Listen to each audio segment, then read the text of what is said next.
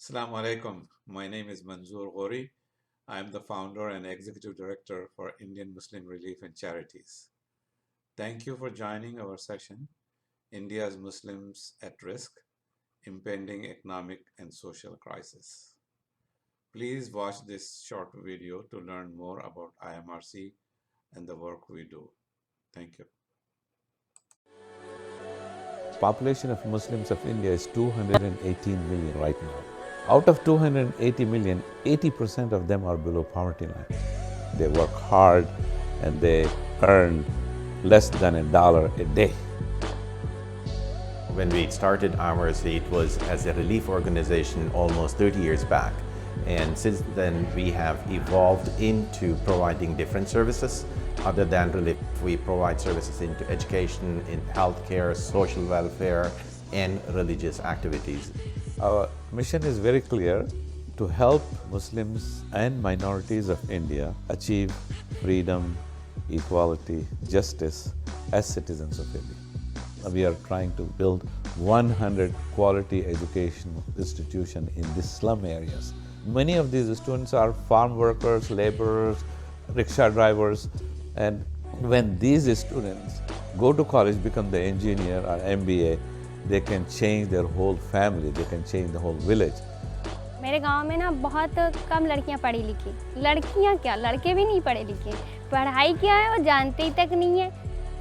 If they learn something, they can understand something, they can read something, they can protect themselves, they can take care of themselves, they can look after their property. They will not be exploited by the society. A suburb of Hyderabad, it's called Moinabad. That's where we started out first with the orphanage, and then following that, we have opened up a very class, state-of-the-art high school, recently getting permission for changing it into a junior college, and inshallah very soon we will have a college of education right there at those premises. ये हम पढ़ा रहे हैं कि हम कुछ नहीं जाने लेकिन बच्चे हमारे जान जाएं दुनिया क्या है. मैं चाहती हूँ मेरे गांव में ना पढ़ाई के लिमिटेड कुछ ज़्यादा हो जाए, क्योंकि यहाँ पता है किला कहाँ कहते हैं कि मतलब बहुत ज़्यादा ऊंचे लेवल का है, तो इसलिए मतलब आता नहीं, कोई देख के डर जाते हैं लोग. GIT is one campus, one entity, but the impact would be the entire country, because we have students from West Bengal, from Assam, from Jharkhand, from Bihar, from UP, Rajasthan, Jammu Kashmir.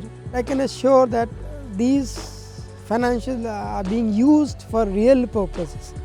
It's not only a day story that you are feeding to a person, but it's a long-term kind of benefits. We are looking at orphanages, and this year we have embarked on sponsoring 1,000 orphans throughout India right now. So we are selecting different states, and we are visiting to find out what condition they are in and what needs to be improved and how can we sponsor them. The other programs that we are doing are the water wells in villages where people fetch water from a mile or two. So we almost spent a year completely designing this hospital, and started it 2 years back.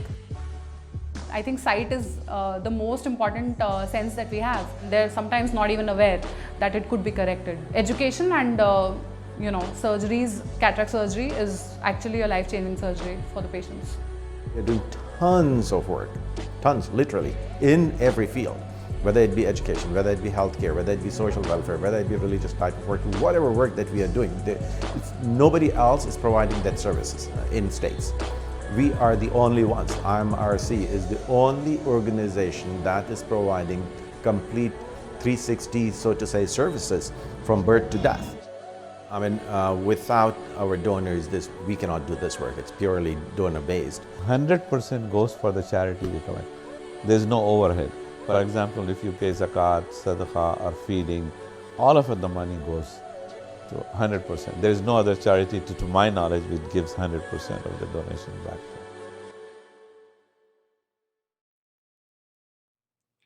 I would like to now introduce our first speaker for today's program, Ghazala Wahab. She will speak on Muslim contribution to India's growth and transition over the last 75 years. Ghazala is the Executive Director at FORCE, a monthly news magazine on the national security based in Delhi, India, and author of an award-winning book, Born a Muslim. She touches on what it means to live as a Muslim with the fear of violence and humiliation in today's India, and why she is hopeful amid of Islamophobia. Please welcome Ghazala Wahab. Good morning. It's my pleasure to be here talking to this august audience. Thank you, ISNA and IMRC, for giving me this opportunity. I was told to talk about situating the state of Indian Muslims both in contemporary India as well as how the situation has evolved post-independence. I feel that the biggest challenge that the Muslim community in India is facing today is the deliberate, concerted disinformation campaign against them, which is used to vilify, not only vilify them, but also to antagonize the majority against them.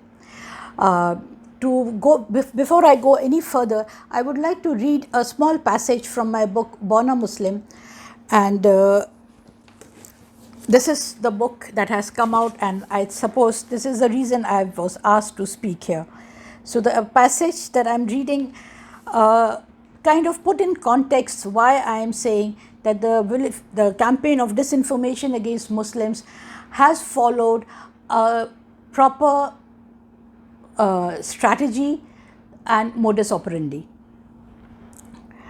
Savarkar and other Hindu ideologues like Lala Lajpat Rai and Bipin Chandra Pal were taken over by Mazzini's zeal and conflation of religion with nationalism. Lala Lajpat Rai explicitly identified Mazzini as a founder of a new religion, whose creed of nationality, liberty and unity were to be practiced with blood and martyrdom. Applying Mazzini's template to India, Savarkar identified Muslims and not the British as the enemy for four probable reasons. The first was a loss of power. Just as the Muslims found themselves powerless and victimized after 1857, some sections of Hindus, especially the Brahmins, had felt the same sense of powerlessness with the arrival of the Muslims. The invaders didn't bother them so much. They came, plundered and went away. In fact, the invaders came in handy when the narration of cruelty had to be built. However, those who stayed back to make India their home, founded new empires and created their own kind of social structures were the disruptors, as they co-opted the local Hindus, mainly non-Brahmins, in their enterprises and perpetuated the powerlessness of the Brahmin class. This is the reason the Hindu right-wing movement in India, whether the Hindu Mahasabha, whose member Nathuram Godse assassinated Mahatma Gandhi on 30th January 1948, or the RSS, has been spearheaded by Brahmins, the caste that was the first to adopt an English education and a westernized lifestyle, because they suffered from what V.S. Naipaul called an amalgam of self-adoration and self-contempt. A consequence of this was the deliberate vilification of the Muslims, propelled by social and economic insecurities. Savarkar's mission to Hinduize all politics and militarize Hindudom was inspired by Hitler and the Nazis. A nation is formed, Savarkar wrote in 1938, by a majority living therein. What did the Jews do in Germany? They, being in minority, were driven out from Germany. Admiration for Nazi Germany was widely shared among Hindu nationalists at the end of the 1930s. In his manifesto, We or Our Nationhood Defined, Golwarkar, Sar-Sanchalak of the RSS from 1940 to 1973, asserted that India was Hindustan, a land of Hindus where Jews and Parsis were guests and Muslims and Christians invaders. The second reason Muslims were targeted was because of the collapse of the Mughal Empire and British reprisals after the revolt of 1857. Muslims as a community were considerably weakened and insecure. They were an easy enemy to take on. 3. Given the global rivalry between Christianity and Islam, there was a case for Hindu-British partnership against the Muslims. And 4.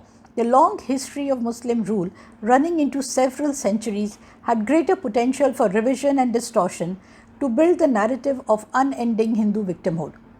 To this end, writes Mishra, Savarkar built a lurid narrative of Muslims humiliating Hindus, but he also played up Muslims' fierce unity of faith, that social cohesion and valorous fervor which made them a body so irresistible.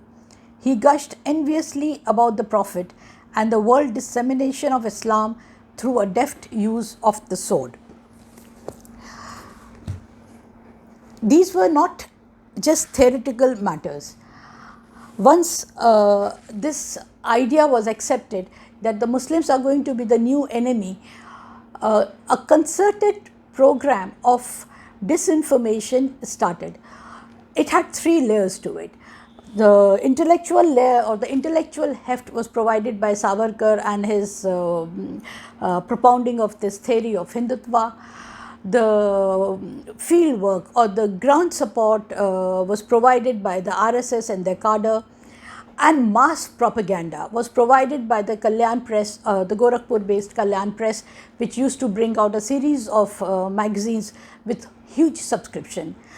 Mainstream Indian freedom fighters, people who we have regarded, always regarded as great leaders, people of great stature, who have been founders of great institutions in India. These were the people who were contributing to this magazine Kalyan, who were contributing to this building of this narrative. Now, this has been going on since the late 1930s.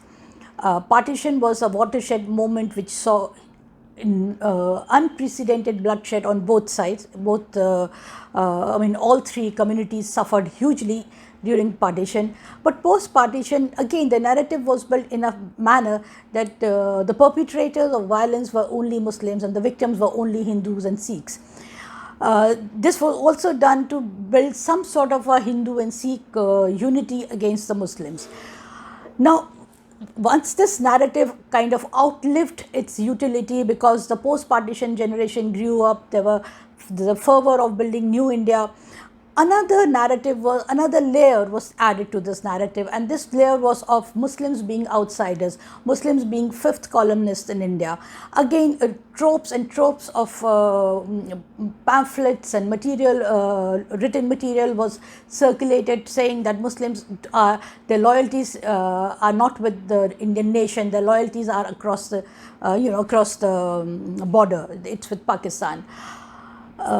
This once again made them easy target, and as a narrative builds on, as it's transmitted through articles or through targeted books or niche books and magazines, more and more people start believing it, because we have a mindset that anything that appears in print or in a written word has to be trusted. So if it's written down, if it's there in the form of a book, it has to be true.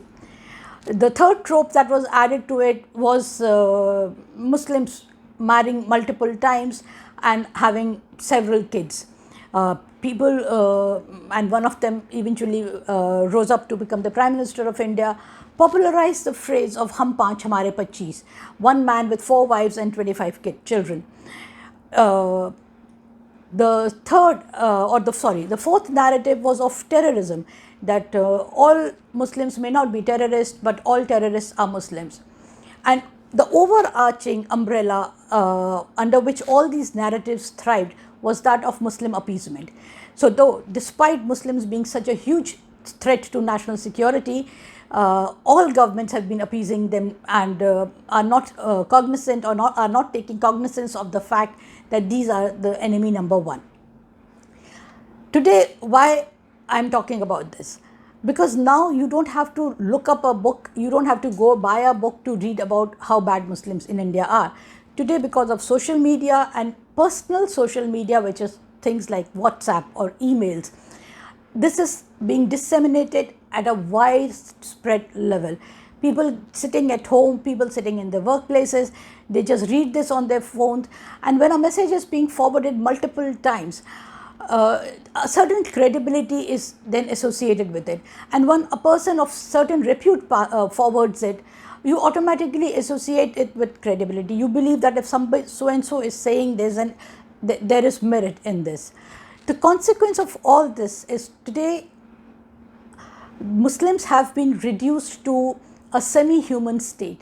They have been dehumanized so much that violence against them doesn't shake a person's conscience. You do not think twice before hitting somebody just because he's a Muslim, because you feel that in any case he's less than human, because you've read such vile things about this person and you believe all those vile things. So my suggestion at this forum is that while a lot of charity is being done by your organizations, I believe, I am told that you do research work, you contribute to charity during Ramzan, you do a lot of things. I think there is a need to invest in a positive campaign for the Muslims. There is a need to invest in a program which disseminates correct information, which debunks the negative or vicious campaign against them.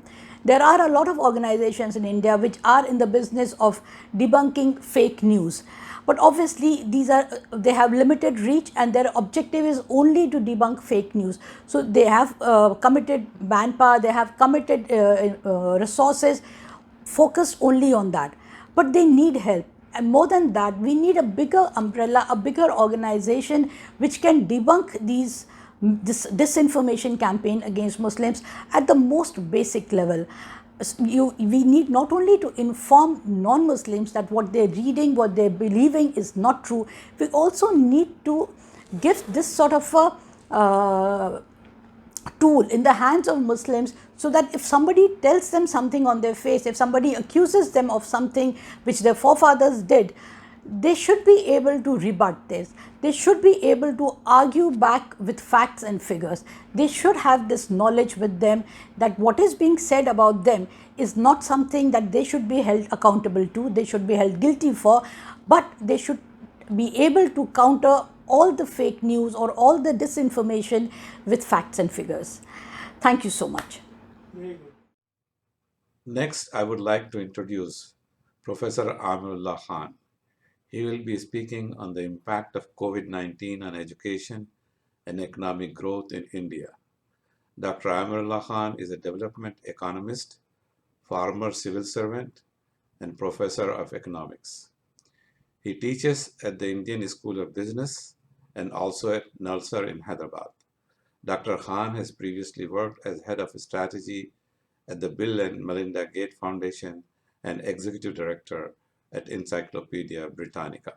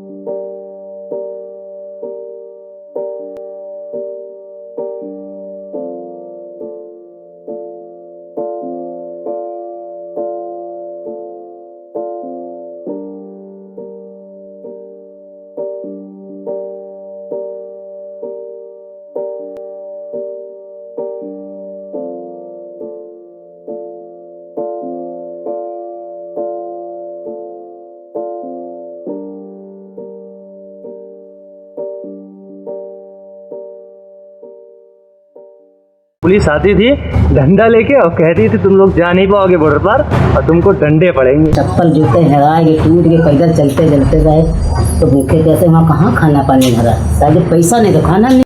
Assalamu alaikum and good morning to all of you. What I'm going to talk about today is the impact that COVID-19 had on India's economy in general and India's education sector in particular. In terms of the people who got affected, everybody did, the poor did too, and the focus in this talk is going to be on how the Muslim Indian fared during COVID and after. To put it into context, we've had an enormous number of people getting infected.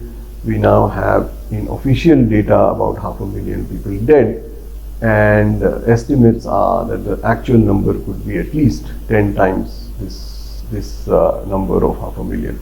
So we did lose a large number of people who lost their lives and a large number of people who went into poverty because of acute hospitalization and hospitalization charges. The horror stories that you are familiar with were those of hospitals overcrowded, of parking lots with patients dying there, of oxygen running out, of drugs running out, of people who couldn't get buried or get burnt after they were dead, bodies getting washed up in rivers everywhere. The story was really out of some horrible, tragic film. The events start actually a little before COVID, and this is what I want to highlight today. The fact is that the Indian economy was going downhill in the year 2019. By December of 2019, we had a highest number of unemployed in the country ever. The general unemployment level had climbed up to nearly 9%. Educated unemployment had climbed up to about 20%. Unprecedented.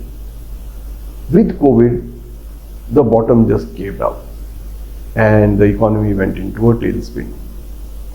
In March 2020, the Prime Minister announced a lockdown, or what he called a curfew, asking all businesses to stop within 4 hours.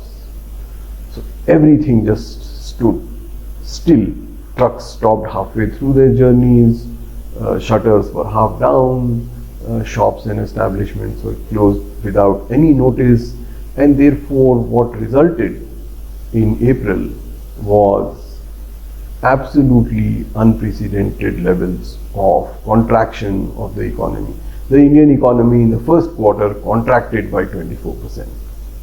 And this resulted in large-scale unemployment, as is bound to happen, in shortage of supplies, in stockouts, and people running helter and skelter to buy daily ration and food.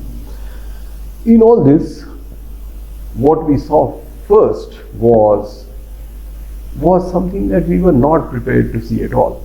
And you would have seen those images. Some of those images are here for you to see, where you find millions of people. There are various estimates. Some estimate that 60 million, some say about 100 million people started walking back home because they were no longer welcome in cities. They were asked to go away, or they were just shunned and shut out, and therefore they began going back in a situation where all trains were cancelled, buses were held up, there was absolutely no public transport. And these people were walking back home or cycling back home, often entering into arguments with police bodies who were making them stop at state borders. So this was something that we had never seen. During partition, a few million people had gone across the border, but this was at least 50 times that number, and several people died during this journey. That was one aspect of the lockdown. The other aspect of the lockdown was that people had no money, their wages were gone. 90% of India's workforce works in the informal sector. The informal sector, for all of you out there in the West, is the sector where there are no contracts. Workers do not enter into a contract with their employers. They just work and hope that they get paid. There is no social security. And therefore, if I get fired today, I am left penniless tomorrow. And this is 90% of India's workforce. And almost all the Muslim workforce works in the informal sector, either as daily paid help or as very poor self-employed entrepreneurs.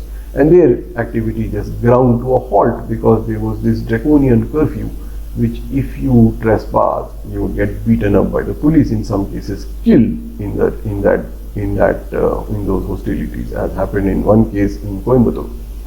So therefore, there was a situation where people started losing jobs, stopped earning at all, and were delving into those meager savings. By October of 2020, studies show that almost all savings of poor Indians were wiped out, and the tragedy had ended. But to go back, so what was happening in April and May, during the time when India's summer is at its harshest, was where people were sitting at home doing literally nothing. And that resulted firstly in enormous amounts of hunger. Children who would have gone to school and eaten the one hot meal that they would normally eat were now denied that because schools were closed. And these poverty levels led people to scurry for any jobs that they would get. You had teachers who would otherwise be earning money teaching in a school, now selling vegetables around the corner.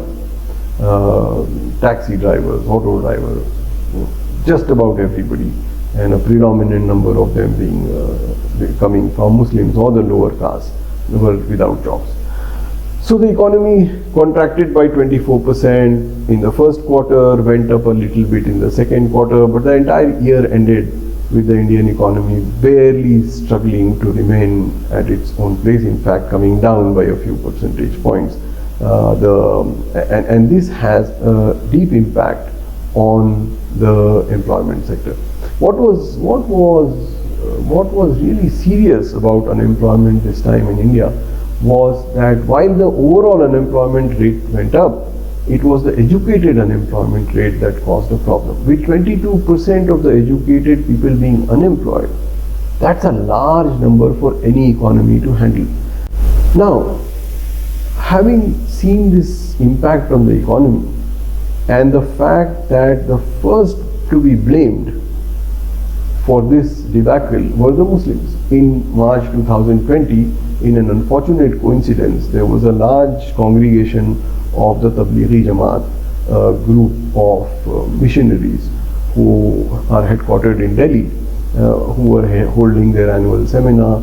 Hundreds of them had come at exactly the same time when the virus broke out. Several of them got infected, but now they were blamed for having brought the virus in, and they were now being blamed for this big conspiracy of infecting the entire Indian population. Several of them were sent to jail for months. Foreigners, Indians, they were sent to jail, and the entire country went on this rampage, saying that on television and on social media, blaming the Muslims for spreading this virus. The level of stigma and prejudice was like something we had never seen before. Muslim hawkers got lynched. People who were selling vegetables were thrown out.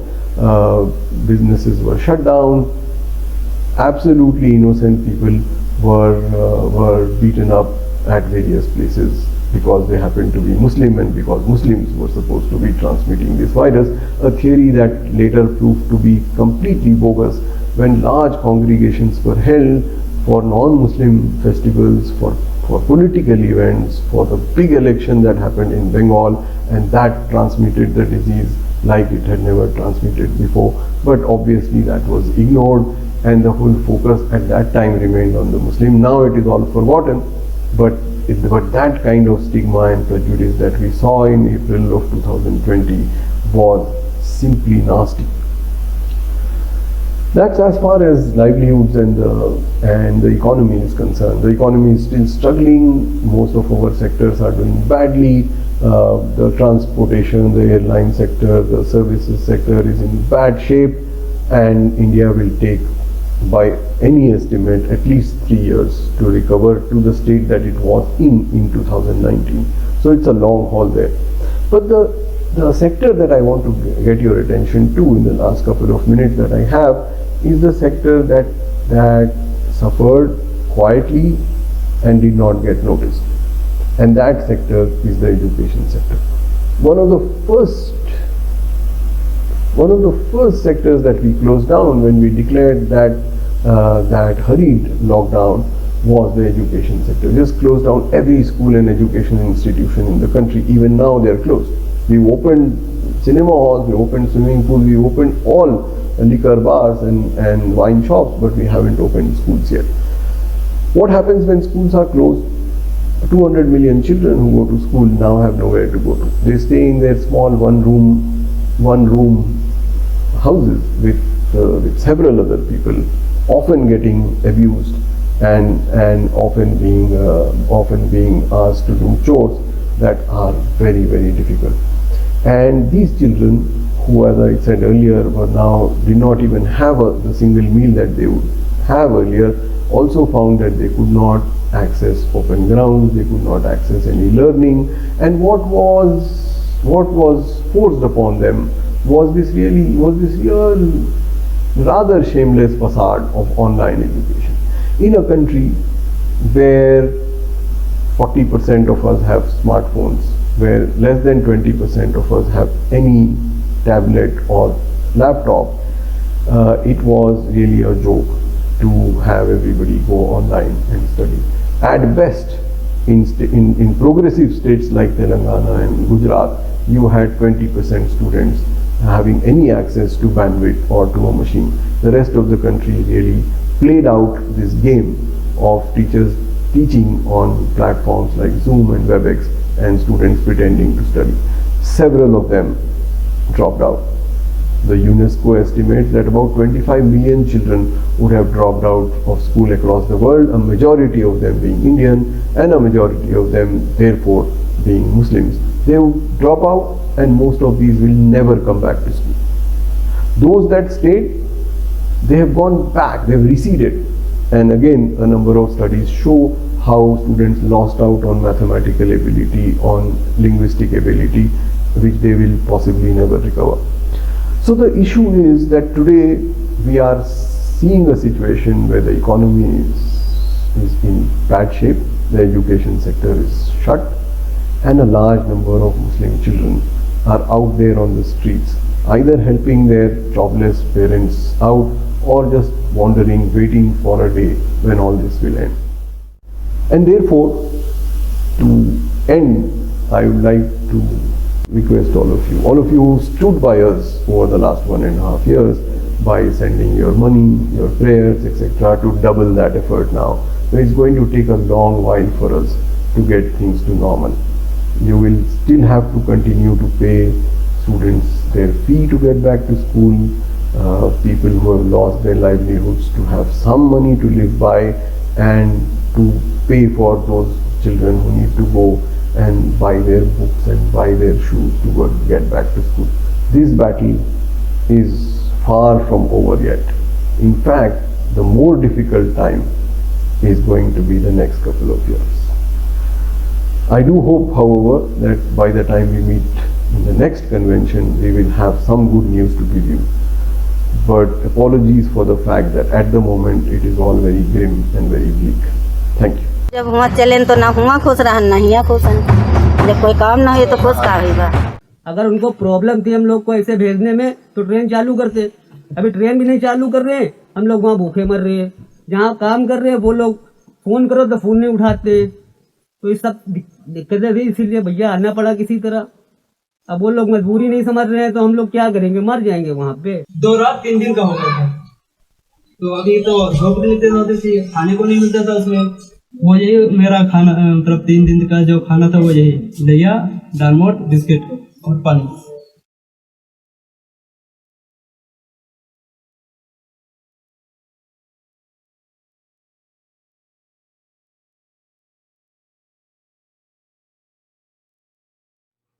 Next, I would like to introduce Dr. Muqtedar Khan.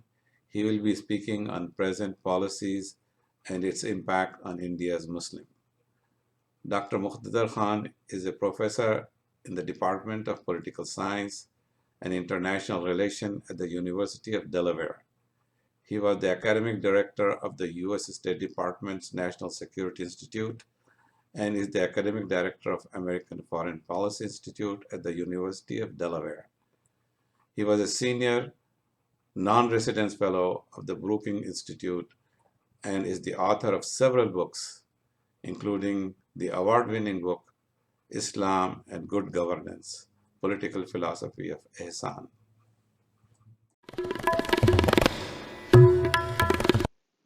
Assalamu alaikum, dear brothers and sisters. Welcome to the 58th annual convention of the Islamic Society of North America. This is one of the biggest, if not the biggest, Muslim gathering every year. It has been so for decades. And I'm delighted to speak to you all again. And I'm especially honored to be speaking on this panel for IMRC, Indian Muslim Relief and Charities, which does such phenomenal work in India, essentially helping Indian Muslims with their development agenda, with their education, and also dealing with tragedies, natural as well as man-made. So my briefing is going to have three parts. A quick assessment of the community's challenges, the Indian Muslim community's challenges. I believe it is a highly vulnerable community at the moment. It is at the risk of losing a lot of its political and economic rights in India. And then I will also quickly summarize for you what the community is doing to combat it. That is, what are Indian Muslims themselves doing to address the challenges that they face. And the third part of my presentation will be about what we, Americans, American Muslims of Indian origin, can do for Indian Muslims. The American Muslim community, mashallah, is an extremely generous and engaged and compassionate community, and we have fought for many causes everywhere, both at home and abroad. And I also hope that they will pay equal attention to the challenges that Indian Muslims are facing. They are not in such dire straits as Uyghur Muslims in China or the Palestinians in Gaza. However, the condition is fast approaching that critical benchmark. The three challenges that Indian Muslims are facing today, I mean, they are facing many, many challenges, but I have put them in three boxes, are economic challenges, security-related challenges, and political challenges. The political challenges essentially are a direct consequence of the Hinduization of Indian culture and politics. With the rise of Hindutva movement and the rise of the Bharatiya Janata Party and its electoral power in India, Indian Muslims face a political environment in which their identity is being erased, their heritage is being wiped out, cities with Muslim-sounding names are losing their names, Muslims are essentially being marginalized and pushed to the side as India marches forward, both economically and in international prestige. So the political challenge for Muslims essentially is to combat their diminishing political position. The number of Muslim members of parliaments are on the decline. The number of Muslims in important positions are declining. So essentially, the political challenge entails combating the Islamophobia that is being generated with the rise of Hindu nationalism, and also trying to retain some kind of political power so that Muslim issues can be addressed in parliaments and assemblies all across India. So that is one of the major challenges that Indian Muslims face. The second is the economic challenge. It is quite apparent that there are structural discriminatory practices in India which undermine Muslims' economic status. So this was first highlighted and acknowledged by the Sachar Commission report nearly 15 years ago. And since then, it has become common knowledge that Indian Muslims are, economically speaking, the most backward, underdeveloped community in India. It is not so in every part of the country. So if you are from Hyderabad or if you are from some richer communities in Mumbai or Kerala or even Chennai, then you might find this assertion very difficult. But prominently in the Hindi belt and other parts, even in West Bengal, Indian Muslims are economically far, far behind. And one of the startling findings of all the studies of Indian Muslims' economic situation is that Indian Muslims now are probably even behind the Dalit community, which for centuries was deemed untouchable and marginalized by the Hindu majority, the upper caste Hindus essentially. There are other dimensions to the economic challenges that Muslims are facing now, which is that because there is discrimination culturally and politically against Muslims, it has become difficult for people with Muslim sounding names to rent places, to buy houses, to start businesses, to get loans. Yeah, I mean, the situation is so dire that people with Muslim sounding names are not even able to, to become vendors selling vegetables and fruits in neighborhoods where Hindus are predominant. So, so the economic challenges are manifold. It is low incomes, lower educational levels, lower opportunities, lesser capacity to access opportunities that exist. For example, the government has allocated crores of rupees for the upliftment of minorities, but the underdevelopment of the community is such an extent that they are not even able to access the benefits that are available to them. Some programs that were initiated after the Sachar Commission report are not fully subscribed by Indian Muslims. That is quite tragic. The third challenge that Indian Muslims face is basically violence, physical security. There have been a tremendous spike in random violence against Muslims. Muslims are accused of either eating beef or trafficking in beef or selling beef or buying beef. And so there are mobs out there, Hindu vigilante mobs, which are lynching people, beating people on the streets in front of police, sometimes with the help of the police. The government, especially in those states where the Bharatiya Janata Party is in power, often the politicians encourage and celebrate these people who perpetrate violence against Muslims and other religious minorities, but also the police is reluctant to act against them. So this is a significant challenge that people are actually beginning to feel unsafe and insecure when they're out of their homes. And then there is this occasional riot, which means that they're not safe in their homes too. So these are the three challenges that Indian Muslims continue to face. And since 2019, these challenges are on steroids. They have been magnified significantly. What Indian Muslims are really doing are that they have many strategies. I have again summarized them in three boxes. Those who are poor and insecure and extremely vulnerable in the sense that they are part of the informal sector. They don't have job security. They didn't even have education to aspire for good jobs. They are assimilating into this Hindu Rashtra, which is they are changing their names. They're taking Hindu sounding names. They're dressing as if to look like Hindus and hoping that this external transformation of their appearance may help them earn a living, a daily wage, or become a vendor. This is very sad. It is sad that people are afraid to be who they are.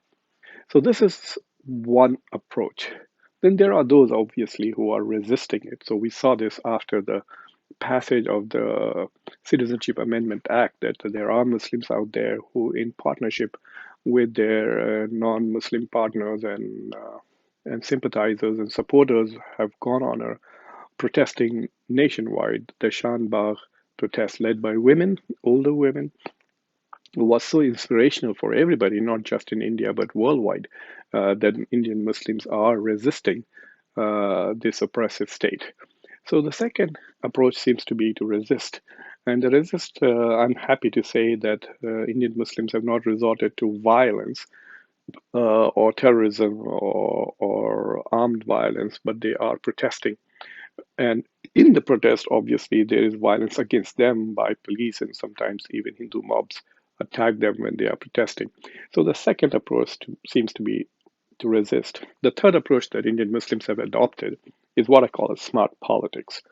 So this is essentially an electoral strategy where Indian Muslims are aligning with secular forces, with Hindu secular parties, with Hindu intellectuals, with the media, and also parties which are left of center, essentially to defeat the Bharatiya Janata Party at the polls. And the assumption is that if Bharatiya Janata Party is out of power, then the situation would improve.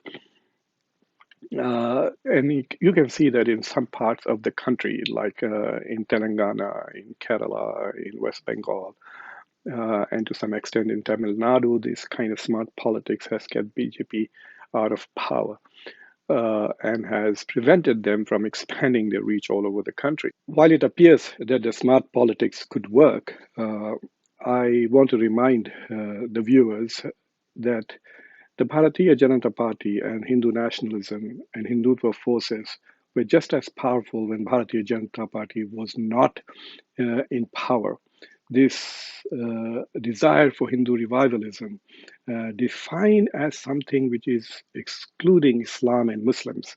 So, thinking of India as pristine without Muslims who are deemed as foreigners, this sentiment essentially has taken root in a vast number of the Indian population, especially in the middle class and above. And just defeating the Bharatiya Janata Party at the polls is not going to be successful. So, what can American Muslims, especially American Muslims of Indian origin, do to face and help Indian Muslims face the challenges that they are confronting? I think first we should recognize that these smart electoral politics are not enough. We need to go beyond that. And that is where I think American Muslims can play a significant role. I believe that the Indian Muslim community should adopt strategies which lead to community empowerment, community engagement, and community excellence. And that's where Muslims of Indian origin can support both intellectually, financially, and through activism the Indian Muslim community. By community empowerment, I essentially mean investments in two kinds of areas, education and entrepreneurship, because of the barriers that are now being erected in the government sector and the private sector, the organized private sector for Indian Muslims, in spite of education and in spite of qualifications to get jobs. I think it would be very smart for the community to start encouraging people to become entrepreneurs, to start their own businesses, even export whatever talent they have. And that is where the American Muslim community can be helpful in helping the Indian Muslim community to invest in educational projects, to elevate the capacity of the community, and also to ensure that there are more venture capital available, for example, for Indian businesses who want to start Indian businesses. And so encourage both education and entrepreneurship, and I think that will be community empowerment. One other aspect of community empowerment that I think we should do is to help build institutions of civil societies, organizations which are fighting for civil rights, organizations which are fighting against discrimination, organizations which are fighting for women's empowerment, for the uneducated, for children. All of these organizations can be supported from the United States. And these will not be deemed as threatening to the national security of India. It is essentially empowering the Indian society. So I think community empowerment should be one of our goals. And this is where IMRC really comes in. And if you want to initiate projects through IMRC, you can have dedicated projects which are specific, education related, civil society related, and you can raise funds for them, and you can also send funds to IMRC. The second project or second strategy that we can support is community engagement. American Muslims have a lot of experience now with interfaith dialogue and working with different communities. On some projects, we work with conservatives. On some projects, we work with liberals. We work with progressives. The progressive movement in this country is now full of Indian Muslims. Bernie Sanders campaign, you saw how many American Muslims participated in it. So we have now a lot of know-how on community engagement, both in the interfaith as well as in civil rights and political arenas. So I think this knowledge, this technology of community engagement, we need to transfer that to Indian Muslims. We should be able to help run projects and help fund proposals from Indian Muslims which are oriented towards community engagement. And finally, community excellence.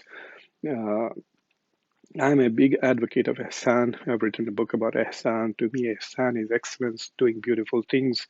Allah subhanahu wa ta'ala says, Ahsanu inna allaha yuhibbul muhsinin. Do excellent things, do beautiful things. God loves those who do beautiful things. And so I recommend that it is important for Indian Muslims not only just to try to catch up with other communities when it comes to education, entrepreneurship, etc., but actually to try to excel and outperform and make meritocracy an important element of the Indian Muslim communities. Minorities do very well in democracies when they outperform other communities, especially larger communities. And that is an attitude that we need to help inculcate in Indian Muslims. This approach, which is fatalistic, which essentially may help people become satisfied with whatever condition they live in, but we need to be able to motivate them to aspire for greatness, aspire for excellence, aspire to transcend their economic, their political, their social, their educational, and strive to become the best versions of themselves. And I think that is one place where American Muslims can play the role as role models for the broader Indian Muslim community, encourage and support them in pursuit of community excellence. So the three strategies and three projects that we could support is community empowerment, community engagement, and community excellence. And I think I'm going to be running out of time. I pray to Allah subhanahu wa ta'ala that He keep us all safe from the COVID pandemic, both here and all over the world. And I also pray that those people who are well off and who are enjoying the blessings of God find in their heart the compassion and the empathy for others so that they can reach into their pockets and help others. Thank you very much.